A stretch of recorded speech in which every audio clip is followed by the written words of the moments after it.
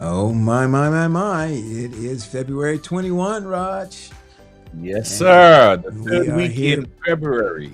yes, indeed, back at the Pastor's Roundtable. Tonight, we're talking about shepherds in crisis, navigating pastoral burnout.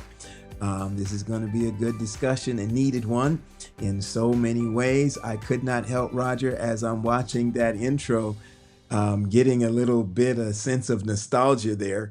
Um, as I see that was most of those were all the way back from season one. I saw one of our guests tonight featured in that intro as well. Man, we've been at this for a long time, man.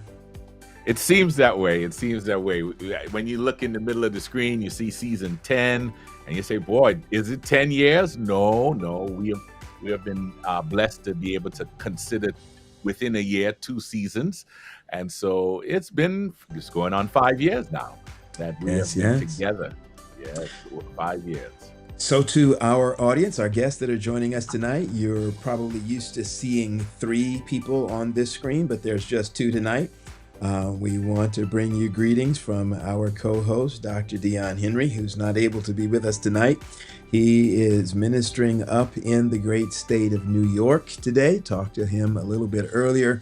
Want to make sure that we send you his greetings, and he is looking forward to being back with you the next possible time that he can be. So we're excited to have him back with us when he gets here. But tonight, you have the wonderful Roger, Wade, and myself. We're going to be with you tonight as we navigate this conversation. Very Yes. quickly, Pastor Wade, last week, man, if they missed last week, what did they miss, and how do they get to unmiss it? Hey, well, listen, as you know, here at Pastors Roundtable, we try to show ministry and structure. We talk about different types of ministries. And there's a unique ministry that's being sponsored by the Center for Youth Evangelism called Cruise with a Mission. And Cruise so with a mission. last week, we had a discussion about Cruise with a Mission. We talked about its genesis, how it started 25 years ago, and the impact that it has had over the years, what it's about, how. Listen, you need to go to PRT.live, the PRT.live, and you will see the episode. Matter of fact, not only last week's episode, you will see all of our previous episodes, the past 5 years of what we talked about, what we have shared in the space, and you will get a glimpse of. You'll get an opportunity to listen and to partake in that special, unique ministry of cruising with a mission. All right. Well, this time we want to take this moment to especially encourage you to invite somebody to this conversation. I've already put it out there, Roger. Put it out there right up front. What we were talking about tonight. Of course, people saw it in the title. But again, Yeah. shepherds in crisis. We're talking about pastors in crisis, navigating pastoral burnout. And so we want to invite you at this part in the program to take the opportunity to share this stream, share this feed with somebody, share the link, particularly if any pastors, and I'm going to go this far, any pastors' spouses, because as we deal with burnout, oftentimes it's the pastor's family that bears a lot of the brunt of the burnout, those that are in his home, those that are closest to them. And oftentimes they can be a part of helping to navigate that season of ministry. So if you know somebody that this will benefit, we want you to take the opportunity now. I can't do the appeal like Dr. Henry does. He gets in and he gets in the preaching thing of invite somebody, invite your friends, invite your enemies, all that good stuff.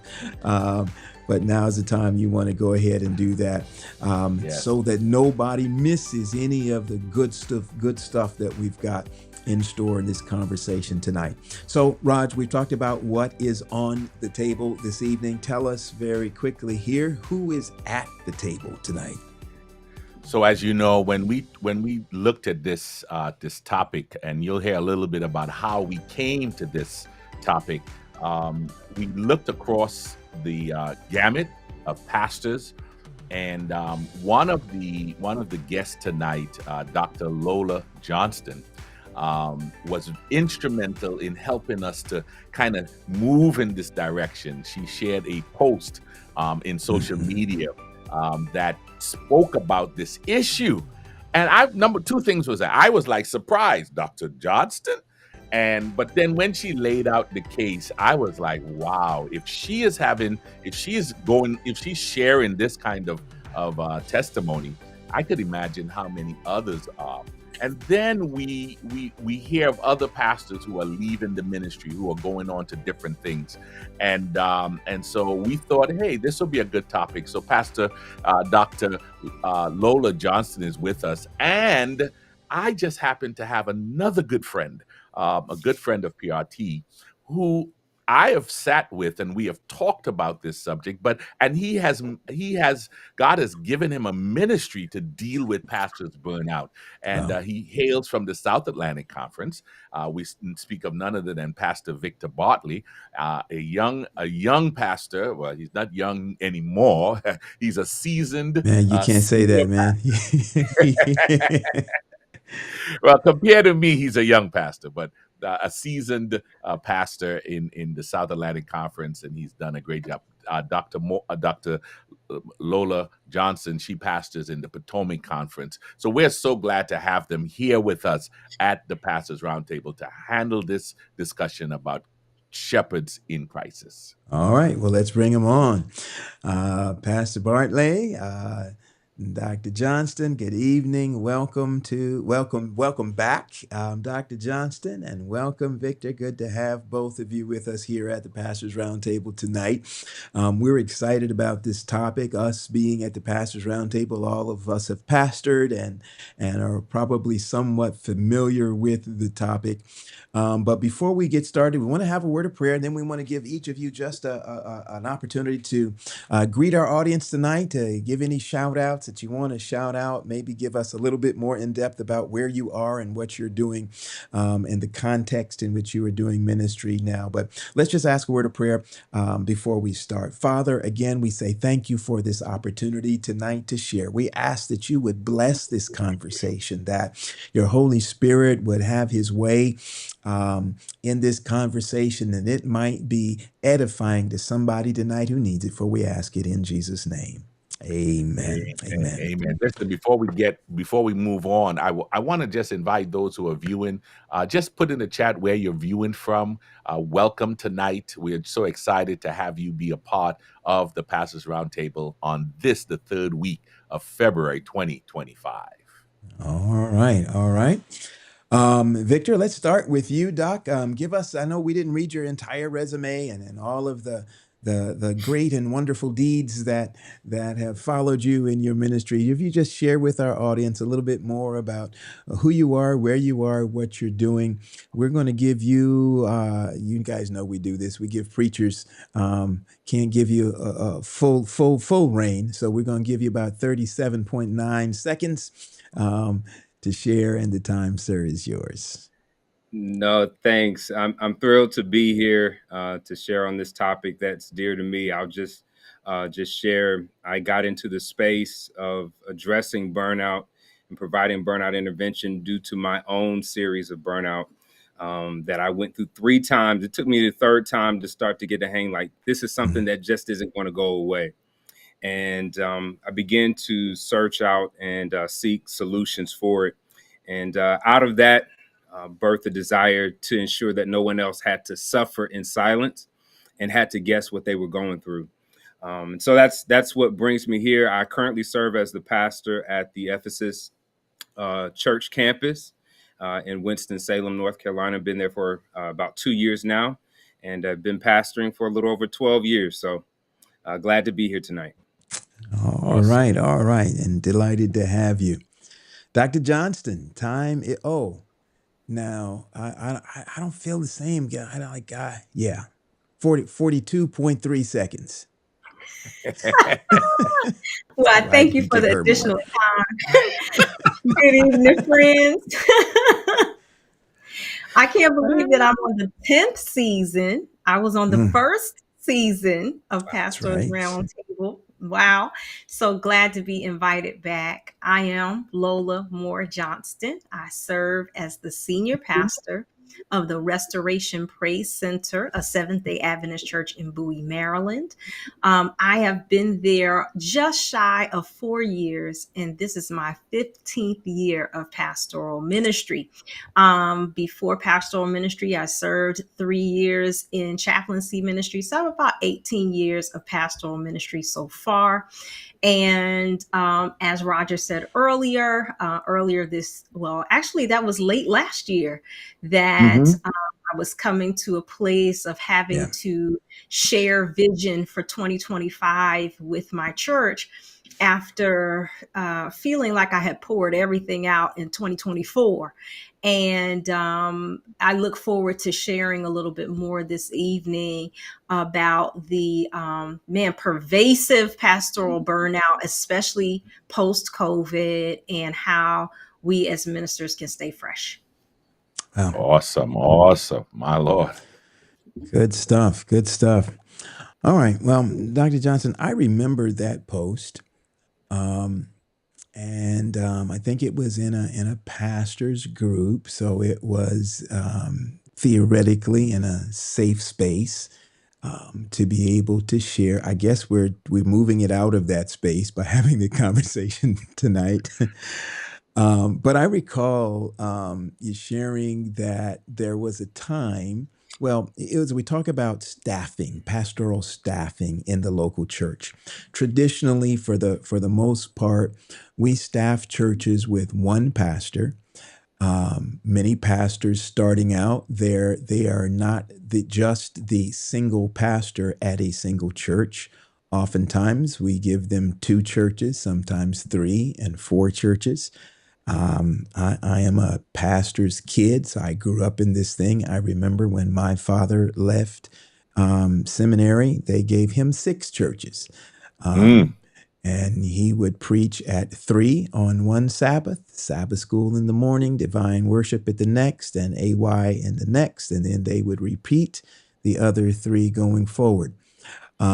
We are not as cold-blooded as we used to be, but still most of our pastors have more than one church, and they are generally the single pastor. You've kind of shared with us some of your experience where you have had multiple pastors on staff. But tell us a little bit about that experience and what in your situation, how is transitioning from having, I think you shared that there was a time where your church had 4 pastors on staff, transitioning from that to a 2-pastor team. And how has that affected your ability to meet your congregational needs? And I know this is a loaded question, but what specific challenges have come out of that as you seek to navigate that? If you'll allow for me to set a little more context, I'll answer your questions. Our congregation was once a $1 million congregation. It is now just shy of $800,000 in tithe that is being returned from year to year. We have roughly 200 individuals who are attending from Sabbath to Sabbath. We have a number of ministries from our children all the way up to seniors. We are baptizing and things like that. Our church had at one time been a very vibrant church with lots of ministries. And I am the church's 2nd pastor. When I came on to staff, that staff, which was once 4, had been reduced to 3. When that was my understanding. But shortly after coming in, we were reduced to 2. The associate who was on staff decided to resign, so we were reduced to 1. So I was a single individual managing 200 congregants, multiple ministries, elders, a physical plant, business, all of those things. We are now back up to 2, which I think for a lot of people, as you said, Anselm, who may be in a multiple church district or in a single staff or a single full-time employee district, it may seem that two should be plenty. But with the amount of infrastructure that is in that church, the amount of visitation, the amount of Bible study, the amount of young people who need to be tended to, visitors and volunteers, as well as being appointed to committees and things like that. It is simply too much for two individuals to handle effectively. And so, in the post that Roger and Anselm are referring to, I shared that I felt as though I was in a situation that was almost designed for me to fail, because I was wanting, and as a diligent person, I am working very hard. I am hitting all cylinders, but every time you hit a cylinder, you realize there are 10 more cylinders to be hit. Dealing with an aging physical plant, dealing with needing to raise money, dealing with having to evangelize. All of these matters require different skill sets and different personalities. So I'm having to be five people in order to move one church forward. And so I found myself in a place where I simply talked to my colleagues about the fact that I want to be a faithful minister. I want to be a successful minister. I want to stay in ministry, but I'm not really sure that my physical nor psychological health can manage it. Yeah. Yeah, I think most of us can identify with that. And I just want to kind of point out that some people may struggle with the idea, particularly with my lead-in about, back in the day, pastors had, 6 churches and all this kind of stuff. But yeah, I'm reminded that when Jesus sent his disciples out, he sent them out 2 by 2, and there was no members in those churches. Like there wasn't anybody there, but he knew, and I think he provided that idea that this is something that is not designed for any one individual, no matter the amount of members to carry alone. Victor, anything to add to that as you have navigated ministry up to this point? What has your experience been like when it comes to being either pastoring alone or being a part of a pastoral team? Yeah, so thanks for the question. I started off as an associate pastor at a two-pastor church, and I was there for about a year. And of course, just the training, getting my feet under me as a pastor, transitioned to a two-church assignment, then to another two-church assignment, and then I've been assigned to a one church campus, similar scenario. About 170 we have in attendance. We have a school, K through 8 school, a early learning center, daycare as well. And yeah, I'm the only pastor, so I definitely can relate to the tremendous amount of work that's required to manage the businesses, the spiritual care, and the forward movement of the mission. And so I would say, for me, though, burnout was something that I encountered much earlier in ministry. And it occurred at very specific times. Once, actually, while I was in seminary. After Yeah. the first year of seminary, it was just very odd experience of deep fatigue for me, that I could not sleep off, or nor could I work off. And I'd say I was probably in some of the best shape of my life at the time that it happened. And so it just really caught me off guard. I didn't know what it was. Fast forward about 5 years later, about 3 years in ministry, I hit another wall Of course, I thought what I think most pastors think when you kind of hit that wall, it's time for me to move. It's time Yeah. for me to find another location. And so, this will change when I get into a different location. Of course, the error and the folly of that thinking, burnout followed me to the next station. And I think at that third time, soon after arriving at the next station, the next assignment, it was still with me. And I realized that this isn't leaving if I don't address it. And so at that point, I'll be honest, it had gotten, the fatigue had intensified to it not just being physical, but the psychological had caused me to question the purpose of living.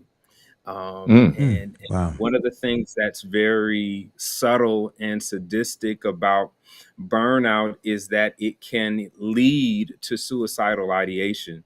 My Lord. And so it's something that's very serious. And when I think one night I told my wife I was done, and that really began a series of conversations and dialogue that we had, counseling and a few other resources, as well as my own diving into understanding burnout, as a way of supporting others as well.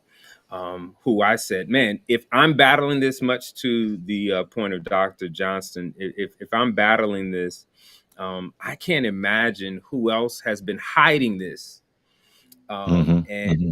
has been just continuing on in ministry as though everything is good. So, Wow. Listen. I have to. I'm sitting here listening to the stories, and I know if there are other pastors listening to, they're probably saying, "Yep, that. I'm with that."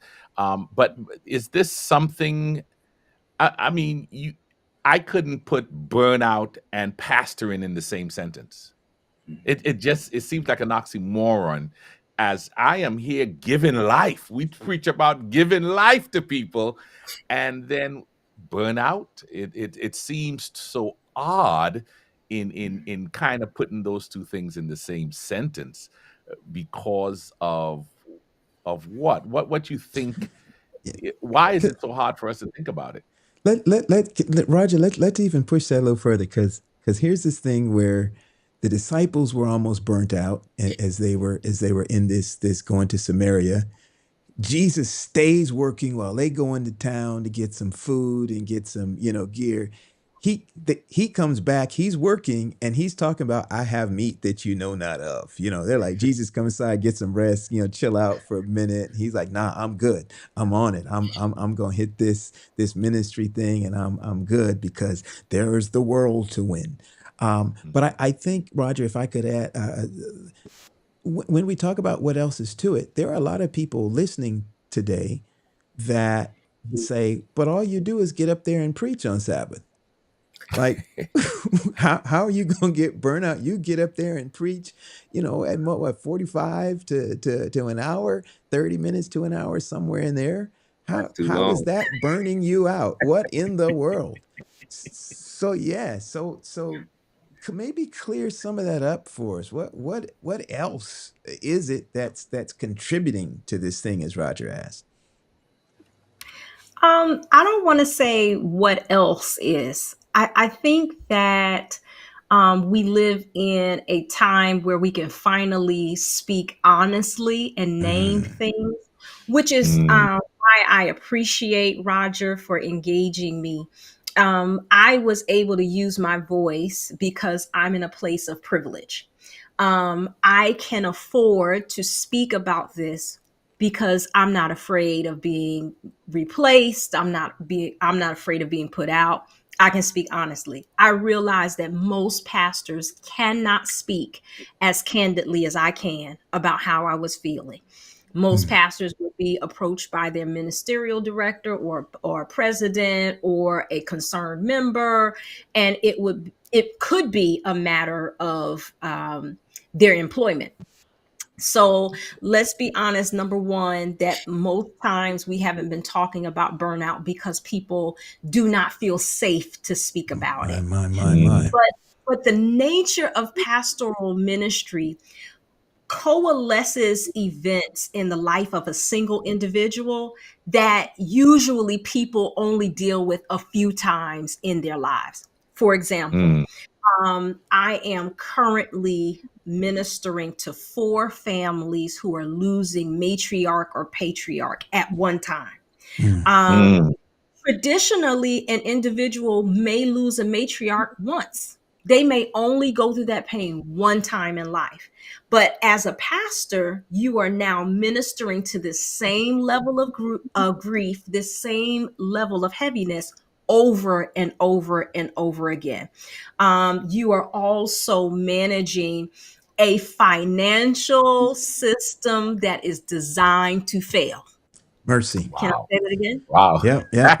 Hold A on. Wait. That's a financial system that is designed to, it is inherently unable to sustain the operation that we are called to lead.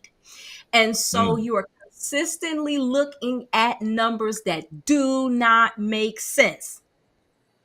Come on. Do I say that again? yeah. You are consistently leading high tension conversations. You are called in to mediate matters with families. You are called in to chair boards and to lead people to Christ. You are consistently steeped in the depths of human Mm. reality every Mm. week. Mm. And Mm. Mercy. so to be, to be that close to the challenges of life every week, to be that close to the challenges of having a ministry that is not properly resourced, is something that will burn you out. Now, that Wow. is the human part, right? That we Mm-hmm. recognize that ministry as it is designed to fail. But I realize that spiritually, that God puts it that way so Yeah. that we must necessarily depend on Him. Gotta lean. And Yeah. what we have been taught as pastors is that we can organize ourselves out of this, that we can vision Hmm. cast our way, that we can preach out of this thing, that Wow. we can inspire people out of Wow. it. And if you are talented, you are tempted to take on this impossible task Mm-hmm. yourself. But Mm-hmm. if you are smart, you will recognize that it is designed to make you Mercy. depend on Christ. And what we have, the book Replenish by Lance Witt suggests that anytime you have a burnt out pastor, you have an individual who has been attempting ministry on their own. My God. My God. Wow. My God. Woo, My God. My God. Wow. woo. Wow. Anything, Victor, you wanna tack on to that? Yeah, I really appreciate what Woo. Dr. Johnston has shared. I think it's definitely spot on. I don't want to say I'll push back on what she shared, but I'm going to come at it from a different angle. When I shared my experience of being burned out, I was still in the pastor.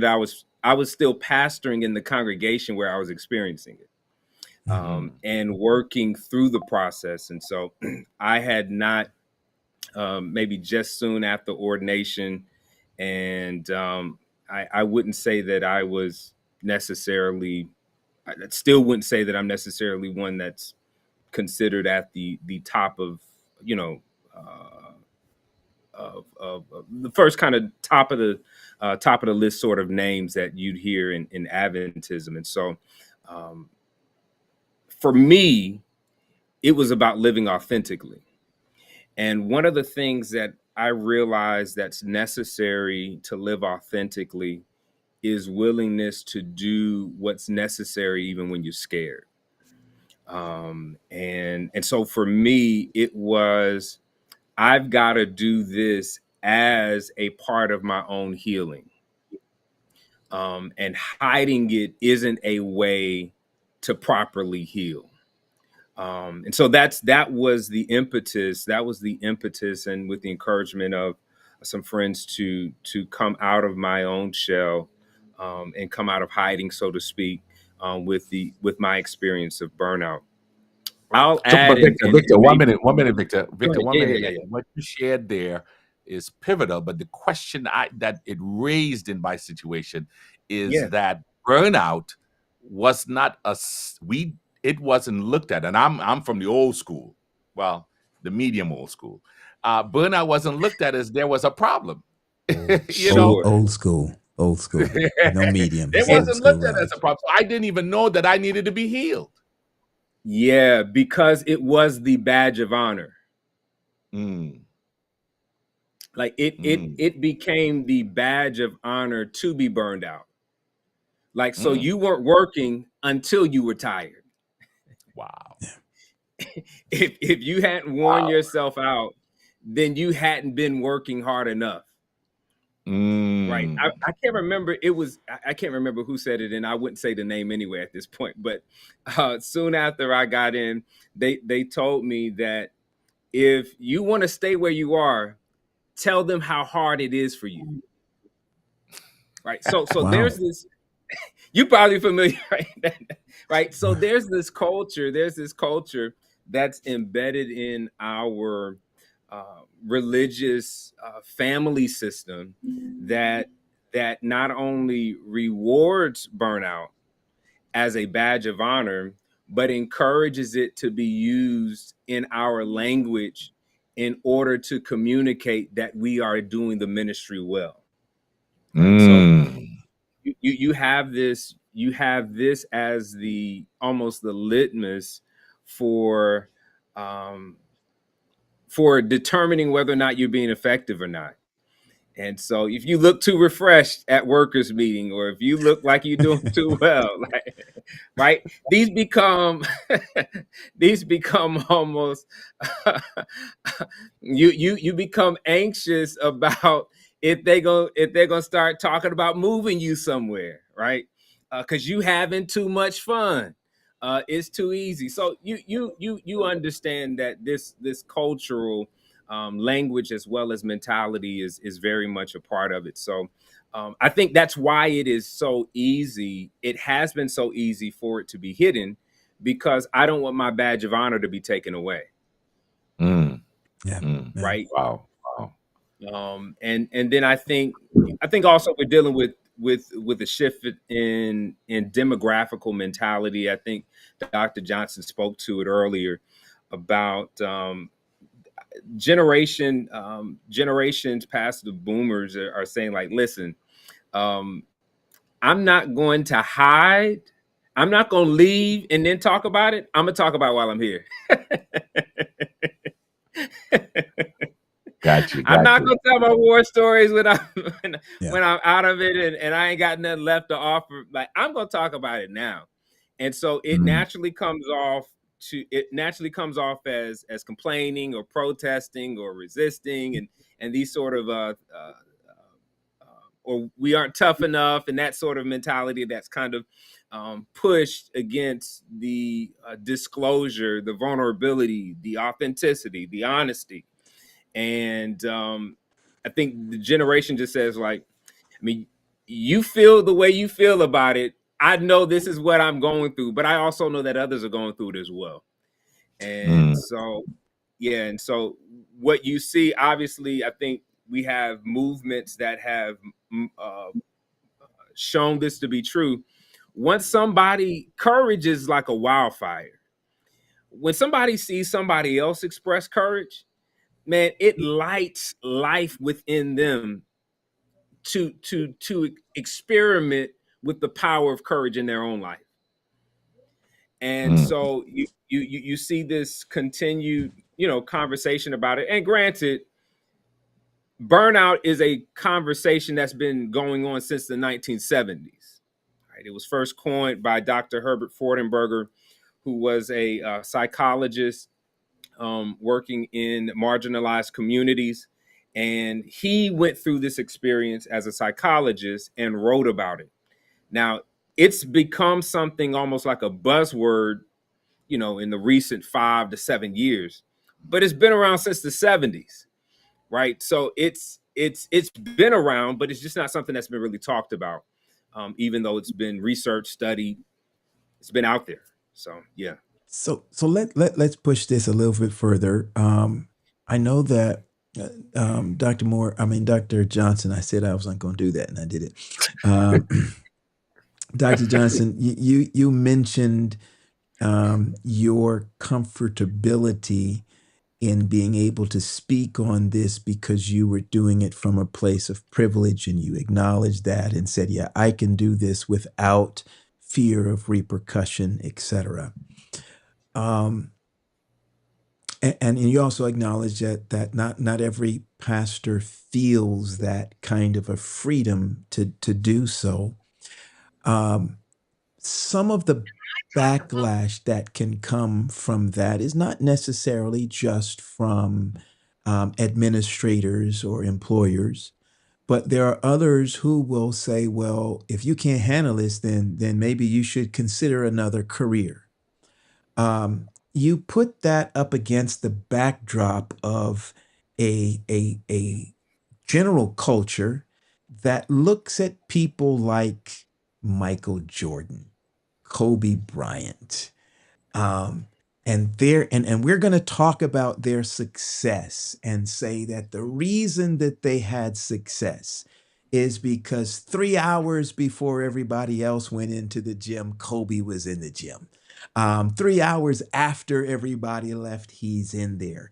This is something that we've coined as grind culture. You got to hit that grind. And if you're not hitting that grind, you will not succeed. You will not be great. You've got to push through the pain.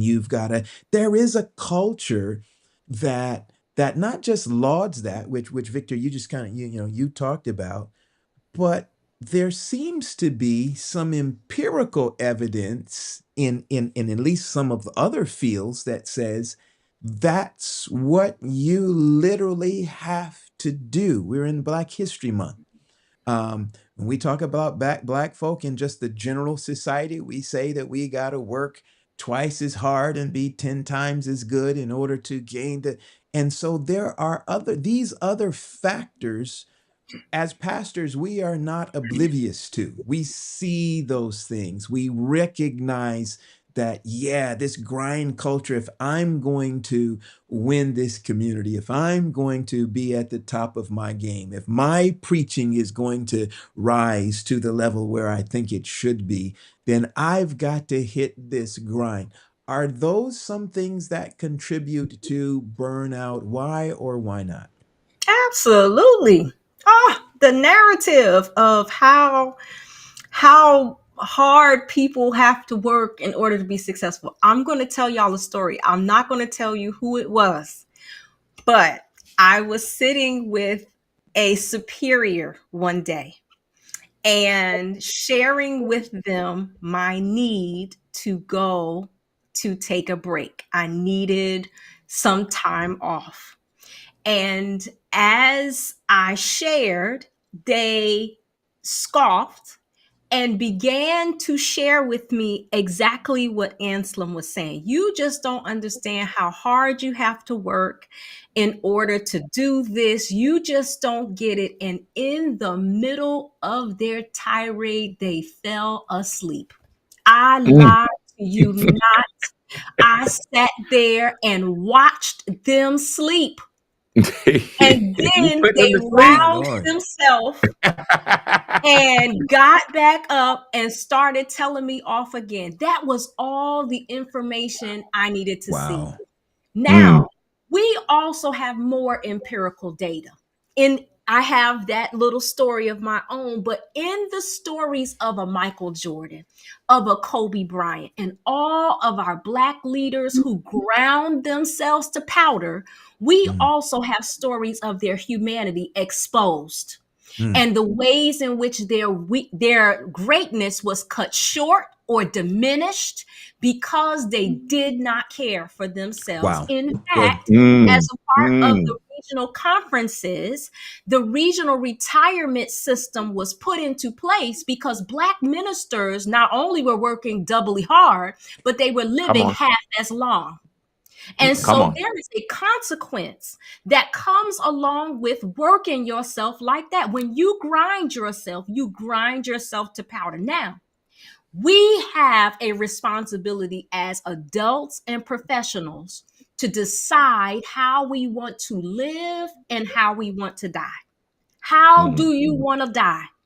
Do you want to die like those who we have called our heroes, who have preached this world and evangelized it 2 times over and died in ways that were not honorable? Or do we want to take care of ourselves? Can I be real on the pastor's roundtable? All right. All Is that right. okay? Yes. Yeah. Yeah. Yeah. You How be do you real. want to die? How do you want to die? And so many times, these individuals who are telling us that we have to put in this level of extra human effort in order to be so called successful are also living epitomes of exposed humanity that is diminished and cut short because it has not been taken care of. My Lord, my Lord, my Lord. Ooh, ooh. Vic, there are people who say, "I'll sleep when I'm dead." Yep. Um, there are people who say that this generation is just soft, um, and I mean and then these are people that we venerate. I'll stick with the NBA thing, like the people that play in this era. People say they could not have played in Charles Barkley's era. They couldn't play in Mhm, those areas mhm. because they calls are softer and all that kind of stuff. How would you respond to the same question that we gave to Lola? Yeah, no, that's a great point. It's always funny to me the part about the grind of sports that's not included. That's very different from pastoring and other fields. They have staff. they, they- And like they have trainers staff and and trainers yeah, and support. yeah, like medical like they staff got and all of this stuff. So part of the reason they can go is because of the system that's set up around them to cater to them actually being cared for, right? So Mm. it at some level, like the idea is motivational, but it's delusional at some level because you don't have you don't have somebody massaging you after every workday. Like you don't have mm, somebody treating you. Like mercy. you don't have the ice baths. Like you don't get 4 to 5 hours to recuperate just to recuperate. So like Aha. it's not the same. It's not apples to apples. I think is the simplest way to Gotcha. put it. That's So even in this time, when we compare, say, pastors and the older generation saying they did more, one of the funny things that I wrestled with, and I spoke with a senior pastor's daughter when I was an associate, and just really just kind of getting my feet wet, and like I'm still a very diligent worker. Like I'm going to go hard, right? And so, and maybe we'll get a chance to talk about just the parameters and boundaries that I had to learn. Um, but one of the things that she shared with me that really sat with me is like, don't get lost in this thing and forget your kids and forget your family. Mm. Mm. Right. Mm. So yeah. so here's the quietest kept secret. Some of the most successful ministers have bitter spouses Hmm. and estranged children. Mercy. Wow. Yes. Yes. Yes. And the Mercy. reality is, you're going to have to decide. Another pastor, um, he said, "Man, you can't have an A in every part. Like you're either going to be a B or C pastor and an A dad and husband. Like, but you can't do all of it well. You can't be an A in everything." And I, and for the first year or two, like I thought, I'm like, nah, man, I got to be excellent in everything and everything. And part of what has to be an honest internal discussion and wrestling with God is what is going to take priority. Hmm. Like, what is my priority? Because I can't physically spread myself over these priorities evenly for 20-25 years. Right now, granted, Mm. I realize that there's some ebbs and flow that naturally happen in life. There's seasons, shifts, transitions, changes. Like life will be life, right? But when we look at the trajectory of life, what's the real priority? It is a grounding question that has to be asked. Is it the accolades of my profession, or is it that I've wrestled with when I'm dying? To your point, Dr. Johnson, on my dying bed, I want my spouse and my kids around because they want to be around. Yeah. Like they not coming to find me because they're rushing to say goodbye just out of ritual formality, but they wanted to be by my side. Because here's the reality, and we've seen this number of times. By the time we move from the congregation we were previously serving, the next pastor coming in, you may get one or two calls, one or two members that they're forever endeared to you, right? But outside of that, life goes on. Yeah. Right. And so it becomes an important conversation about what are our priorities. And what I found is that wasn't specifically named among most. Now, I'm not going to say there weren't, that all did this. I wouldn't be callous and just frivolous and unprudent in saying that. But it's a trend. It's a clear trend that was practice, and it is the known norm in many settings. And so it's like, oh, just pray for the pastor's kids. Like, oh, like you know the stories. You know the stories. And so these are the trade-offs that are not talked about because the accolades are so celebrated. They're considered worthy sacrifices. Wow. Come on. For the cause of, and let's call it what it is, career success. Wow. Yeah. You as you're sharing there, I'm reminded of a pastor that had a zenith. It went down, but then when he passed, the struggle was, do we still have his service in a Seventh-day Adventist church? Because the family didn't feel that they wanted to honor him in a Seventh-day Adventist church based on how they felt about the church. But listen, let's move on a little bit. We kind of slapped the paint on the wall here. We talked about all these things. I mean, good conversation. The chat is lit with sharing, and there's a one of our viewers asked a question, and we'll get back to that in a minute. But I wanted to ask this question: in your experience, let's kind of hit the nail on the head. What are the primary contributors to pastoral burnout in today's church environment? Because today's environment is different from those from back in the day. Today's environment is a little different. What are some of the contributors to pastoral burnout? And let's call it for what they are. Let's be honest. Victor, I'm cool. I grew up. I have old school parents, so ladies go first. But I'm cool going first if you want. I'll go one for one with you. How about that, Vic? Okay, let's do it.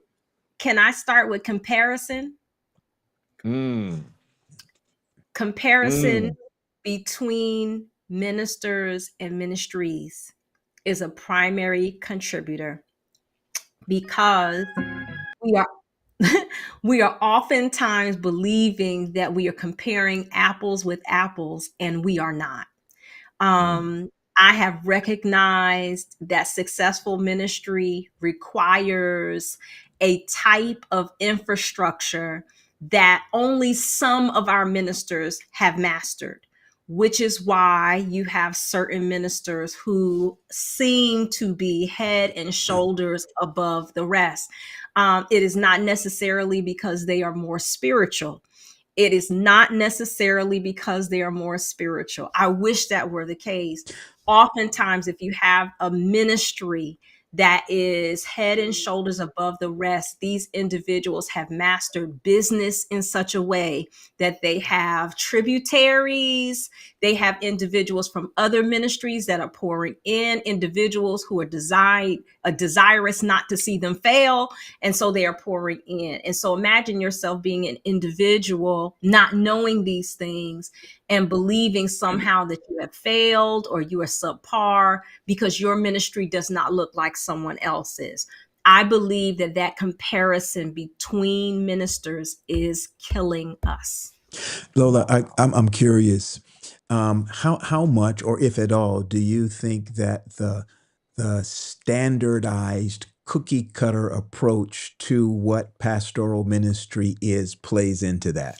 In other words, there's one vein, there's one area or one way in which pastoral ministry must be exercised. How much do you think that plays into this comparison piece? I just experienced one of the greatest experiences of my life. I don't know if y'all are looking at the colors that I'm wearing this evening, but they are significant to me within the last 2 weeks because my team, the Philadelphia Eagles, just won a Super Yeah, Bowl. that's And right. you would not imagine how many individuals counted the Philadelphia Eagles out because Jalen Hurts, our quarterback, has a non-traditional style of play.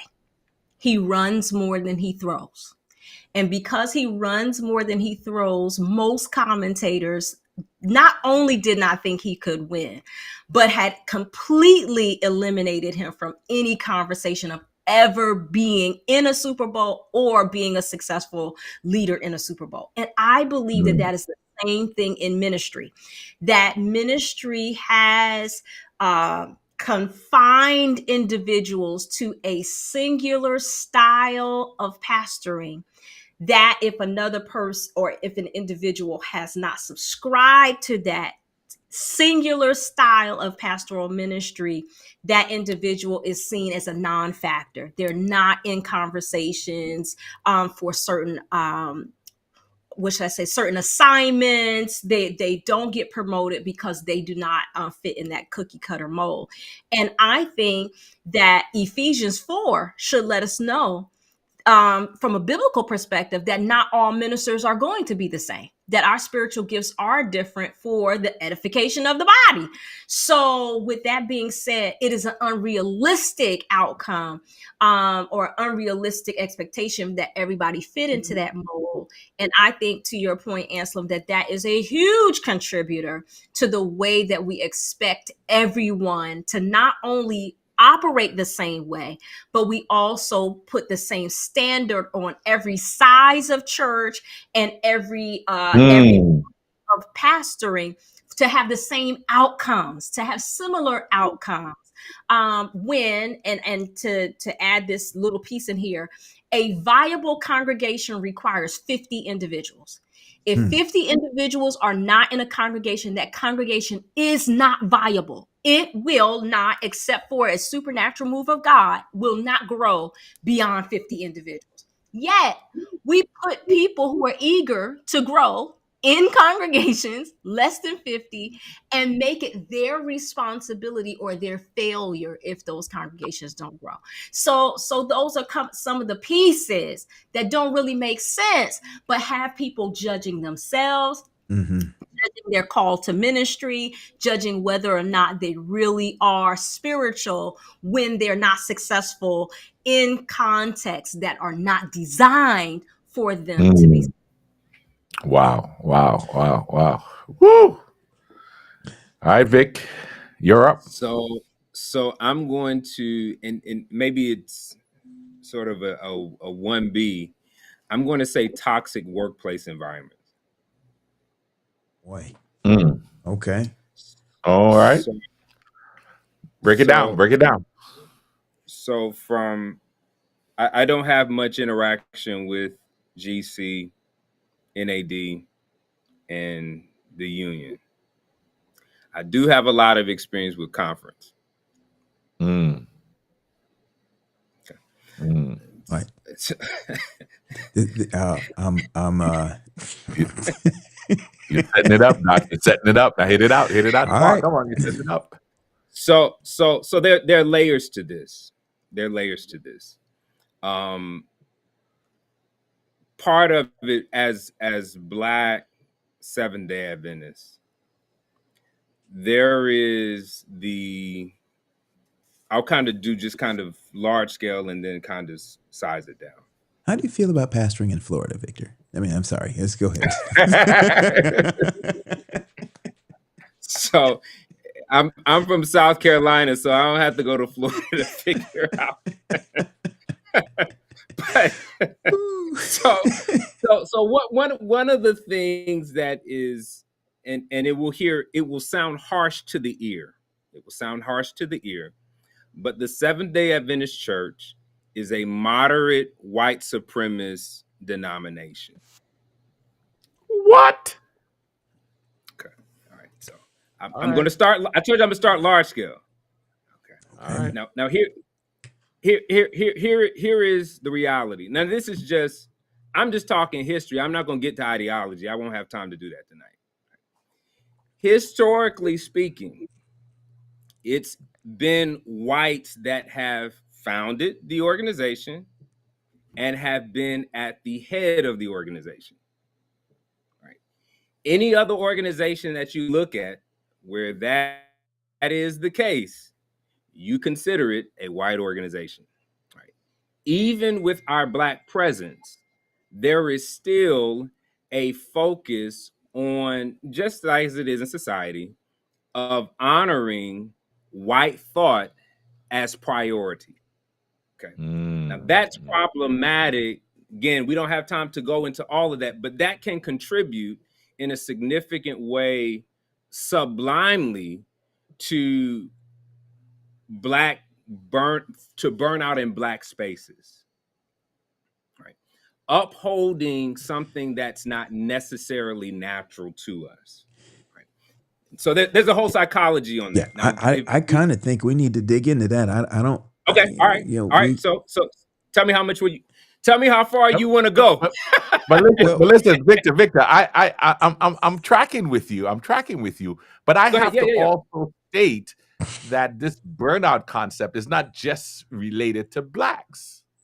No, I don't. I agree with you. I'm not saying that it is, but I'm saying I'm speaking as a Black man. Right. Part of it is in Carter G. Woodson's The Miseducation of the Negro. He talks about the issue, and he speaks about he challenges the Black church's inability or resistance to properly educating their community, because he uses these words: we're salesmen for white organizations. He was referring to Baptists, Methodists, so on and so forth. And so the indictment that is couched in that, even for Black Adventists, challenges and invites us to reconsider.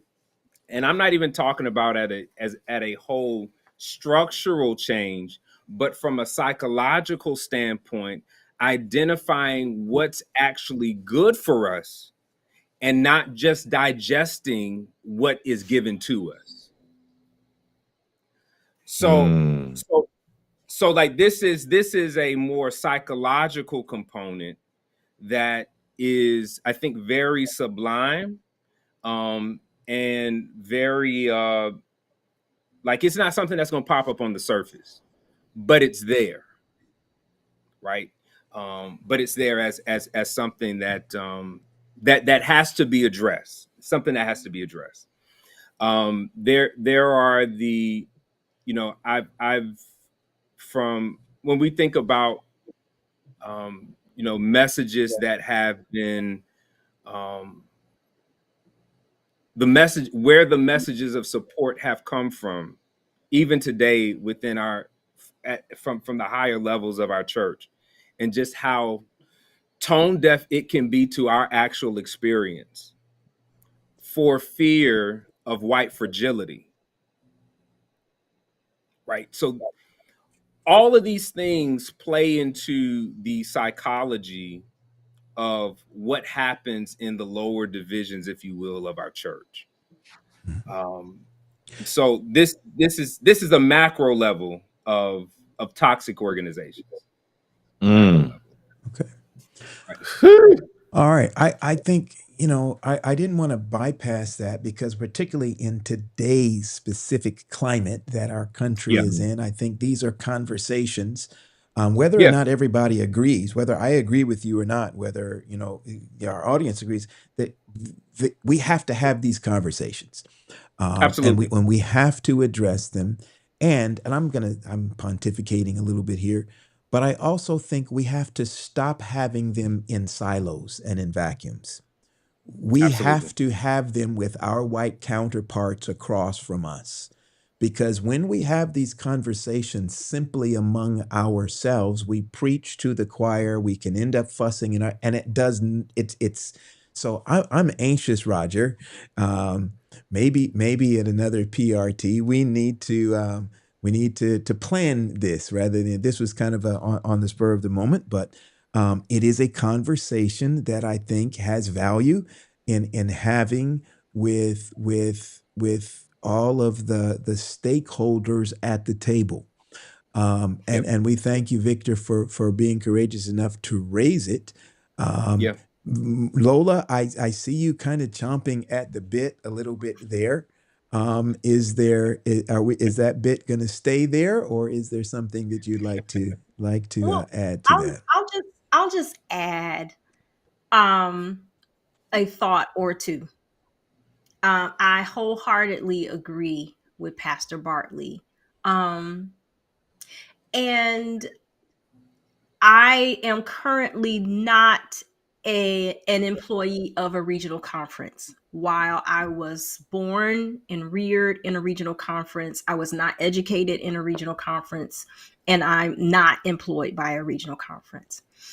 But I have been challenged with a lack of wielding of power by our regional conferences, who essentially could have had those conversations at a table with no repercussion. You know, but there is a need for courage. I pray that that courage will come. I'm wondering if the moment has passed, however, Mm. for us to have the cash for regional conferences to have the cachet to pull individuals into a room, and not only to have the conversation, but to see those individuals who are able to make those changes. The question is whether or not that moment has passed, and it may have passed. Well, I But think one of the things we got to keep in mind is that the pushback would often be, um, in the literal terminology. I think, Victor, that you put that out there, was the idea that our denomination is a white supremacist organization. If I'm um, and some of the pushback would be, well, is the organization itself a white supremacist organization, or are there white supremacists within the organization? There is a distinction, and some people would say, well, that's a distinction without a difference. Others would say, no, that is a difference, because any organization can have some vestiges or individuals or elements in it, that contribute to that. And I don't want to get too far afoot or afield yeah, from where because we're. this Yeah, this takes us out from the conversation yeah, Yeah. we did sure, that. sure, But yeah. what I appreciate about what you were sharing is, and what Pastor Johnson, Dr. Johnson shared. There was an opportunity to have that kind of a conversation to bring about that, but the powers that be at the time did not want that kind of conversation. So they kind of opened up the gate and say, you do your thing, we'll do our thing. And for almost 80 years, because my conference is about to celebrate 80 years, and most of our conferences are celebrating 80 years of self-rule, if I could use that terminology.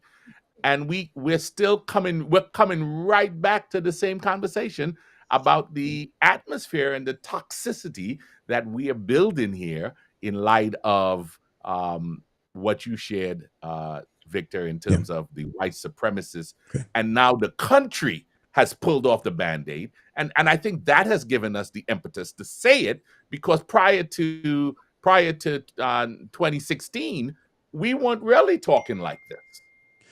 Well, let me ask this. That was one element of toxic environments. Are there other elements, other Yeah, things that help create the toxic environment that lends yeah, to burnout?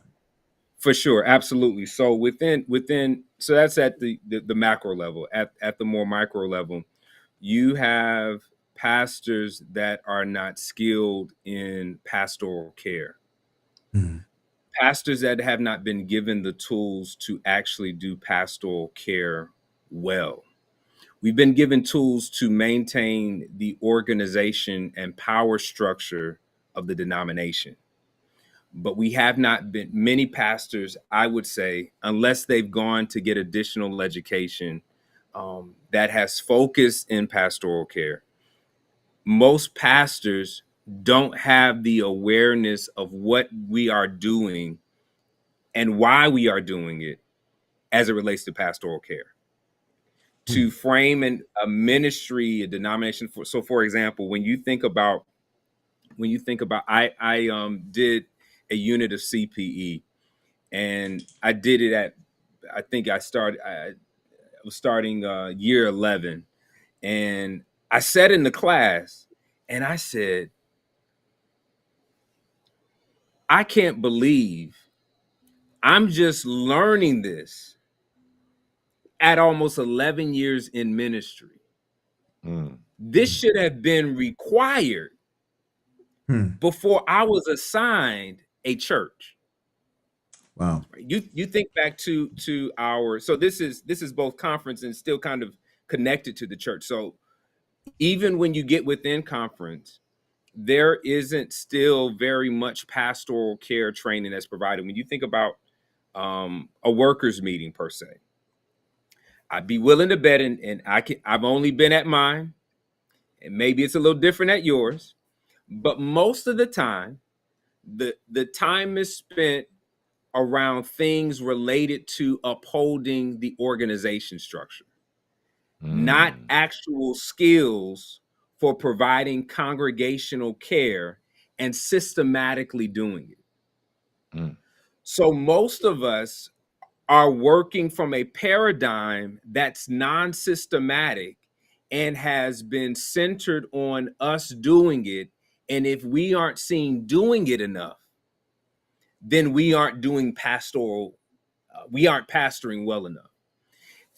And so the lack of actual resources to do the job well contributes to the burnout as well. I think um, the lack of real HR departments. Um, we know how most of decisions are made by pastors that have been in churches but have no professional background in recruiting, selecting, and onboarding employees.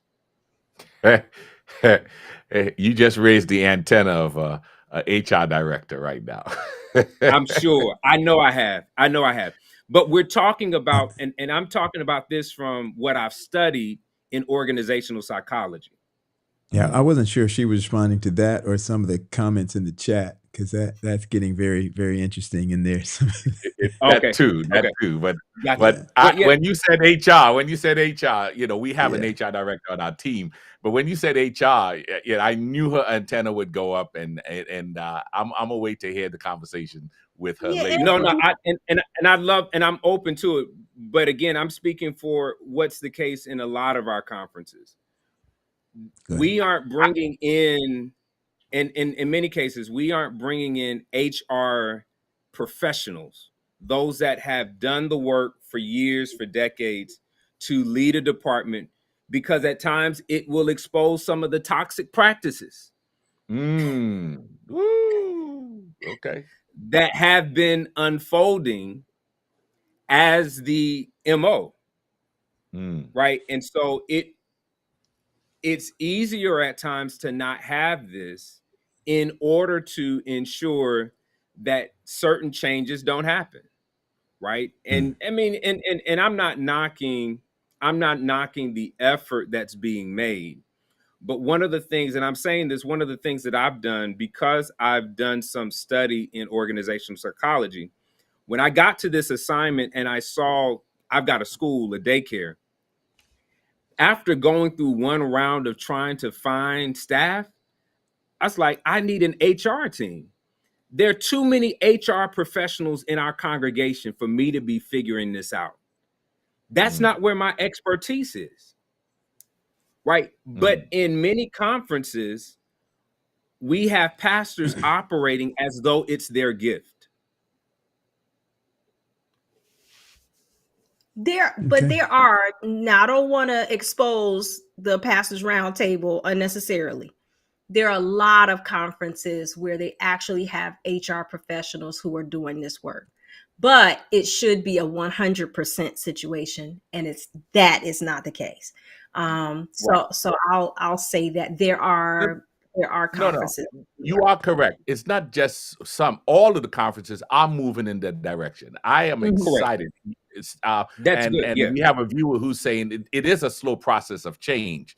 Yeah. But true, there was a time when the HR functions were dealt by the executive secretary, who was also doing this and also doing so. So HR functions were not at the height. We didn't have HR departments, We didn't have that. Yeah. But now conferences are having it. So we do see there's a change. But what you said, Victor, is true in terms of the functionality of that HR person, or the things that they bring to the table.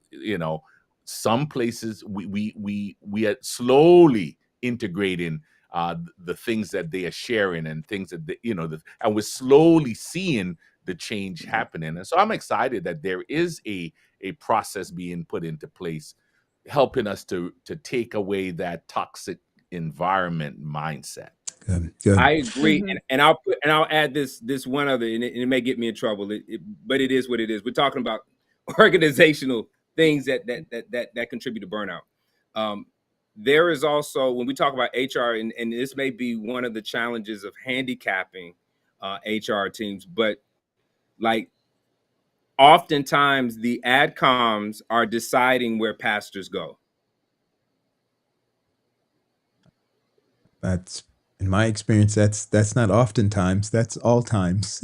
In most regional conferences, that's who makes that decision. Is there some place that does it different than that? Yes. In a regional conference?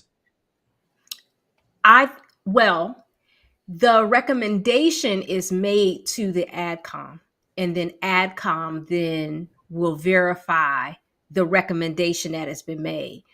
That has been my experience in most regional conferences, that the AdCom will then verify a recommendation made by a ministerial director or a president. Okay.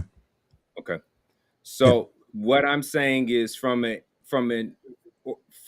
more healthy organization standpoint, the HR is covering the HR is in most healthy organizations, the HR is covering from the process included in the interview process, the selection process, the reference checks, just that whole process of from recruiting to onboarding. I'm saying that's not something that's happening across the board. Sure. All right, so, let's shift here. We got just a few minutes left. I want to dig in on something you mentioned earlier in passing, Victor. You talked about boundaries. you mentioned something about boundaries, and so there's this balance of expectations that we got to figure out about being always being available. um, Pastor, you never answer your phone, or Pastor, you weren't at my child's friend's cousin's birthday party for their puppy. Why aren't you doing your job? The expectation, the balance of always being available with the need. How do you balance that, not just with self-care but family care? Mm. Let's talk about that for a minute, those boundaries and always being available. How do you handle that? How have you handled that? How have you seen some other pastors successfully handle that? Mm.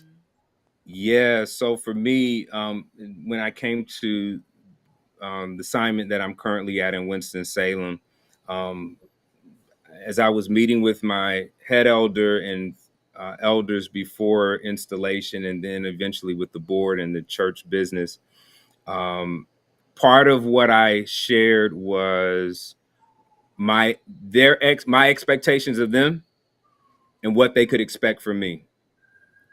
And included in that were certain boundaries that I would honor. Um, and so, I sought to be as clear as possible, um, and also, open to answering any questions that people may have about that. One of those boundaries that I begin to set up is Sundays, unless it's a emergency death, and with all of the risk management things that can potentially happen. That's at the same level of death now. Unless it's one of those things, I'll get to it on Monday. As a pastor or father of 3 young children, taking off Monday isn't realistic for me. 3 young children, I'm married. Um, Monday doesn't work for me. So Sunday is the day. And so we've shifted, and it worked out that way, that most of the meetings were outside of Sunday anyway. But if they were not, that was something that we would have had to negotiate. Because part of me being able to endure being understaffed is being able to take rest systematically, Mm. right? And so there's a schedule. Essentially, one of those boundaries are schedules of rest. So weekly, every fifth Sabbath, they know that that's the pastoral family Sabbath. I don't take engagements to speak anywhere. My family decides what we do on that Sabbath, and that's standard. That's standard. Um, right. So there are these built-in rest periods that I communicate, and of course, utilizing vacation time. And of course, as I am communicating these boundaries, there are also the systems around that are in place to facilitate care in my absence. So there are elders of the month that rotate out.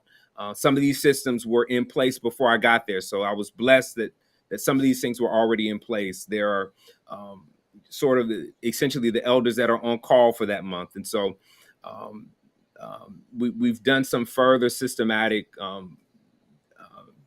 development within the congregation. But that's been a huge part of it for me, is naming what my boundaries are, particularly around rest, and then also practicing them and honoring people's boundaries of rest as well. And so that's been huge. Mm. Lola, about a year or so ago, we sat in my conference workers meeting, and we had a representative from the legal counsel at the NAD and the General Conference share with our workers that because we are salaried workers, that we don't punch a clock. It means that we are to always be available. That if we get a call at 3 o'clock in the morning, that we take that call because we are salaried. We are being paid to take that call at 3 o'clock in the morning. that if you are on vacation overseas, and I'm not making this up, this is literally what was said. If we're on vacation overseas and we get a call that a member needs a visit, that we are to leave family, whoever on vacation, fly back home, and to attend to whatever need is going on back at the church, because we are being paid even while we are on vacation. I don't know many members who would have that type of there may be some, granted, there's always some. But same question. How while we have an organization that is, you've got some of those expectations coming from above, you've got other expectations coming from the memberships that we serve and the communities that we serve. How would you balance those expectations and boundaries? Very carefully. I'm going to say some things right now that may be points of departure for a lot of people, but I am going to simply share with you my convictions.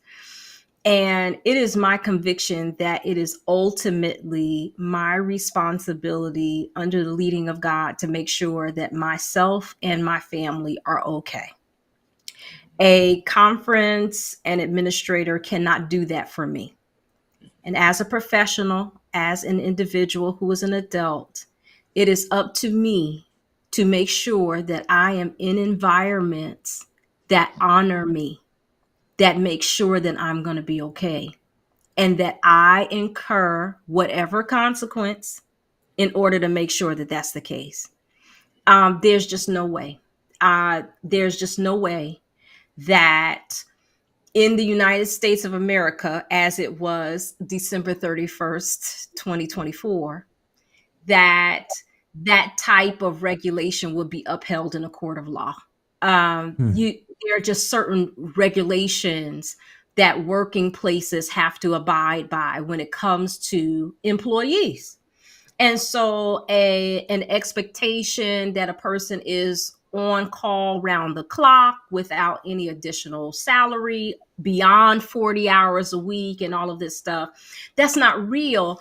But Anselm, I find that we as pastors will sometimes use our connection with a conference official as our connection with God. We will honor their Wow. word in the way that we've honored God. And because our Hello. administrator says X, Y, and Z, then we will submit to that more than we submit to the word of God. It is your responsibility and mine as an adult to make sure that I am in a place that is honoring me, where I am safe, where I am valued. And if I am not, it is my responsibility. I can't blame that on the conference. I can't blame it on the conference if I'm being abused, because as an adult, then it is my responsibility, if I am being abused, to figure out how to be in a situation where I'm not abused. I think that we have given up our power too much. That's what I would have added as the final straw with regard to people burning out, is a feeling of being disempowered, a belief that we do not have control over our own destiny as an adult. And because we have surrendered our destiny, our well-being, our boundaries to someone else, then we find ourselves in bad situations. There's no way. There is no way. And my administration would know that there is no way. But I have, again, taken on myself the responsibility to ensure that I am in a scenario where I am okay. And many of us have not taken personal responsibility over our own life. That is an idolatry issue, and it is why we are burning out as well. Listen. And I Doc, know you're we not. got to. I know, but Hold one on. minute. Hold on. Mm. You're not saying that just as a self-preservation thing, are you? You're saying that in the context of, you're in the airplane. The airplane is going down, and they say, if it goes down, you take the mask and put it over your own face first, so that you are in a position to be able to administer help and care to other people. That's Absolutely. yeah. Yeah. Yeah. So listen, I know we gotta end because we did ask for just a small time for you tonight, and you've made a good argument here. We have laid out the problem. Help us with a word, and share with us some of the practices or strategies that you would share with us before we leave. We want to leave some solutions here. My wife introduced me to a word called self care. Does it play a role in helping with combating pastors burnout? Yeah, you see what my head is. So, pastors burnout in terms of self care. What is that? Wow. How can what are some of the things you would suggest to some pastors in developing a self care plan? Um, um, uh, and the other part of that question: are they waiting for somebody to tap them on the shoulder and say, "Hey, you need to do this"? I mean, help us so we can get around that and begin to provide some solutions. Either one can start. You need a rhythm of work and rest. Pastor Rhythm. Bartley has Pastor Bartley has shared his rhythm. For me personally, I subscribe to a 5-day work week, just like every other professional in the United States, which means I take 2 days off a week. I put my meetings and all of those things in places where I can subscribe to 5 days of work and I have 2 days off a week. I make sure that I am well rested. I make sure that I'm taking time off. I make sure also that I'm spending time with my husband, because once my husband becomes frustrated because I've been away from him, then it makes everything else more difficult. Mhm, Make sure that mhm. you have rhythms of work and rest where you can take care of yourself and take care of the relationships that are primary in your life. My Lord, excellent. Victor, as we land this Yeah, plane. yeah. I would add having a community that you can share life with and be vulnerable and transparent with. Um, Part of the pastors may be some of the loneliest people um, because we don't do life together. We Mm, talk ministry, but we don't have many people, often cases, that we actually do life with. And that invites emotional intelligence. That invites authenticity, wrestling with some real inner struggles. Um, beyond the what I have to present as a professional, as organizational leader, so on and so forth. Just doing life with people authentically in close settings where my guards are down and I'm growing as a person and not in the capacity as being referred to as a pastor. So community is great. mm, mm. Yeah, we had a viewer who talked about someone who's capable, trained, has the credentials, offering to help a pastor who is they're just a member in the pew, offering to help the pastor, and the pastor turns them down. We can't really jump into that aspect of it. And listen, I almost want to say, hey guys, are y'all available to come back next week? let's finish this conversation. I almost want to say that but I don't want to put you on the spot now. But this we have just peeled just the first level of this very critical situation, this critical crisis that shepherds have. And there are a number of things. There are good conversations that's happening in the chat, and we really do need to really deal with this. But I want to ask you to answer that. But we just want to say thank you so much for sharing right now. We're gonna have to cut it off here because we promised just an hour and a half of conversation. We've gotten that. We've gotten some good stuff to hold on to. And I want to say thank you for joining us today for this crisis, Shepherds in Crisis conversation. Absolutely. To our audience, we want to make sure that you know that we're going to be back in this space on next Friday night, same time, same place. Roger, we know our topic yet? Who are we to go?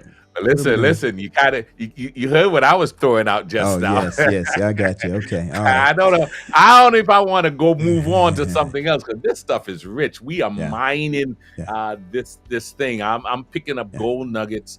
I am seeing some of my colleagues out there who are struggling, who need to hear some more ways of solutions. And so I don't. We're going to pray that once we hit end on this stream, that we'll see where God leads. Let me put it that way. Yeah. Well, this has That's right. really been rich. It's been good stuff. I'm seeing over and over in the chat people asking for a part 2 of this. And I'm assuming that not all of them are pastors, and there are people that are actually dealing with burnout that are not pastors. And so I think there's been some things that have been shared tonight that even if you are not fully employed in ministry, that everybody, no matter what vocation you are, that you have to deal with this and balancing life and family and work and all of those things. So we want to, again, just say a special thank you to our guests for coming up to the plate tonight and serving some good food here at the table this evening. So thank you both so very much. We look forward to having our audience back with us on next Friday night, 8 o'clock Eastern time. And with that, Raj, I'm going to let you work to take us out. As it is always. Thank you again to our viewers for joining us. Keep the conversation going. Share this feed with who you think needs to hear this part 1 presentation, and we will see what God has in store for us for next week.